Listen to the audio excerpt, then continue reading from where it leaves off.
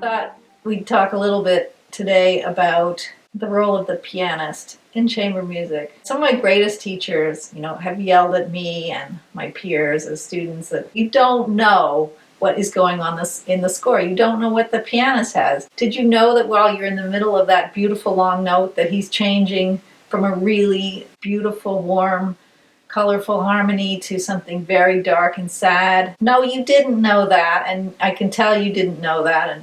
And anyway, they were right. Like, string players typically don't know the full score. They just think their part is it, and often because they're seated in front of the pianist, they're the main thing everyone's looking at, sort of visually, that entitles them to think even more that they're the main thing. In fact, they're not. So notice the title: piano trio, piano quartet, piano quintet. What word is there in each one? Piano. So it's not a violin quartet or whatever. It is a piano quartet. It's nice to hear Nancy say all that about the piano parts and the piano players. You could pay me later. No. Well, no. Nancy's always very aware of what is going on in the piano part. Subdivisions tend to be a problem, that a lot of string players don't really listen to the subdivisions in the piano part. And one of the things that we talk about a lot is the harmony of the piece. And we often have different ideas and different feels for what's going on harmonically. Sometimes it's because she's just hearing it in her head as she's practicing, and maybe she's thinking of it that's one way, and I'm actually playing the harmony. And it's also because we're two different people, really. Whatever, I'll talk about that later. My therapist tells me I should just let that go, so maybe I will. But we're two different people, so we feel music completely differently.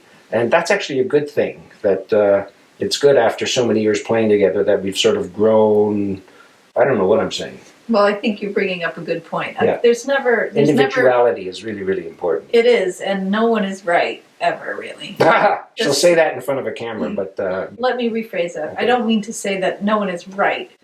There is no right way, is what I want to say. Right. The right way is a together way. Chamber music is about being together, and that doesn't mean that you are feeling righteous because you're playing it strictly in metronomic tempo, which can really be the downfall of a group if you have one person that's stay at exactly a certain speed or not have a bit of ebb and flow. That really is meaningless. I mean, obviously you don't want your tempos going all over the place. Of course not. But, no. Use your metronome. And what is the key, Tim, to being together? Listening. There we go. Listening. So you need a nice haircut so the ears are free. I don't know if actually the pianist drives the bus. I think the pianist drives the train. Specifically the Canadian Pacific holiday train. And look who has the hat right here. So we know who's in charge.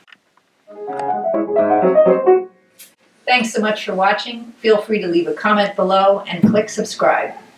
And if you'd like more information about the Tuckamore Festival, please visit tuckamorefestival.ca. Thank you. Bye-bye.